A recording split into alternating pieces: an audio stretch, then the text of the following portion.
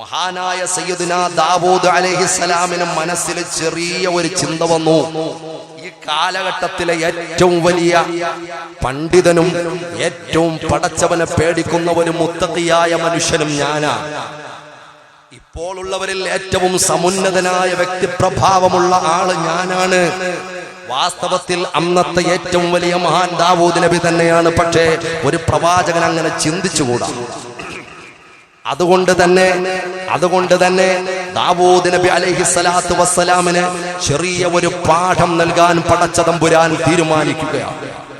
ദാവൂദ് നബിയോട് അല്ലാഹു പറയുകയാ, ഓ ദാവൂദ് നബിയെ, നിങ്ങൾ ആ കാണുന്ന മലഞ്ചെരുവിനപ്പുറം നിങ്ങൾ കടന്നു പോകണം.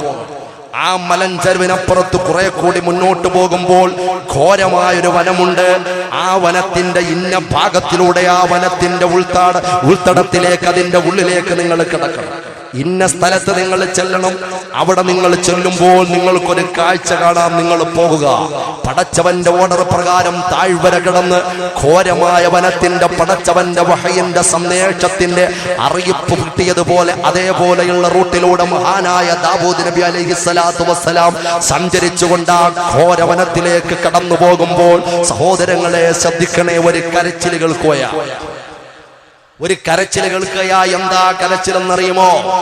എന്താ കരച്ചിലെന്നറിയുമോ? ഒരു മനുഷ്യൻ പൊട്ടിക്കരയുകയാ.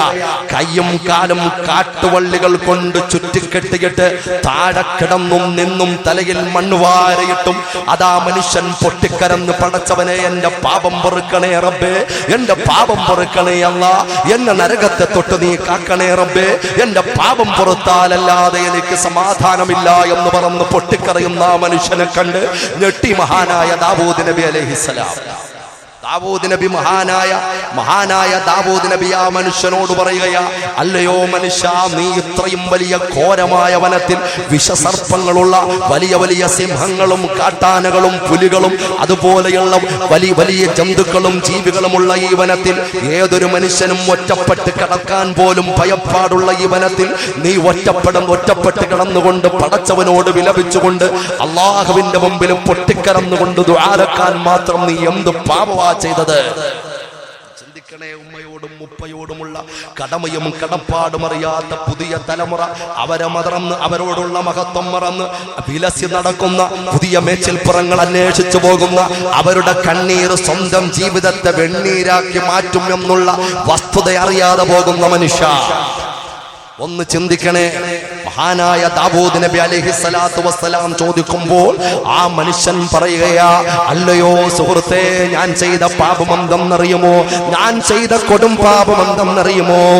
ഞാൻ എൻ്റെ വീട്ടിൽ 2 തട്ടുള്ള വീടാ, 2 നിലയുള്ള വീടാ, 2 തട്ടുള്ള വീടാ. ഞാൻ എൻ്റെ വീടിന്റെ മുകൾ തട്ടിൽ നിൽക്കുമ്പോൾ, ഞാൻ നിന്നതിന്റെ തൊട്ടുതാഴെ എന്നെ നൊന്തുവച്ച എൻ്റെ പ്രിയപ്പെട്ട സ്വർഗ കവാടമാകുന്ന എൻ്റെ പ്രിയപ്പെട്ട ഉമ്മ, ആ ഉമ്മ താഴെ ഉണ്ടായിരുന്നു. ഞാൻ എൻ്റെ വീടിന്റെ 2ാം നിലയിലൂടെ ഓവർടേക്ക് ഉമ്മയുടെ തലയിലൂടെ കടന്നുപോയോ? ഉമ്മയുടെ തലയിലൂടെ ഞാൻ ചവിട്ടി കടന്നുപോയി. 2ാം നിലയിലുള്ള ഉമ്മ, ആ ഉമ്മയുടെ പൊന്നുമോൻ, അതേ 1ാം നിലയിൽ താഴെ നിൽക്കുന്ന ഉമ്മ, ആ ഉമ്മയുടെ പൊന്നുമോൻ 2ാമത്തെ നിലയിലൂടെ കടന്നുപോയപ്പോൾ ആ പൻപാപമാണെന്ന് ഓർത്തുകൊണ്ട് വിലപിച്ചുകൊണ്ട് പൊട്ടിക്കരന്നുകൊണ്ട് പാപമാണ്, കൊടും പാപമാണെന്ന് പൊട്ടിക്കരയുമ്പോൾ സഹോദരങ്ങളെ, ദാവൂദ് നബി അലൈഹിസ്സലാത്തു വസ്സലാമിന് വഹി അറിയിക്കുകയാ.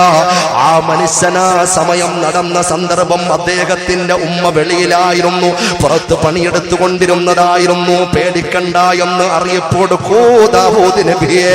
സഹോദരങ്ങളെ, 2 പാഠങ്ങൾ പ്രവാചകന് കൊടുക്കുന്ന ഒരു പാഠം അതിലുണ്ട്.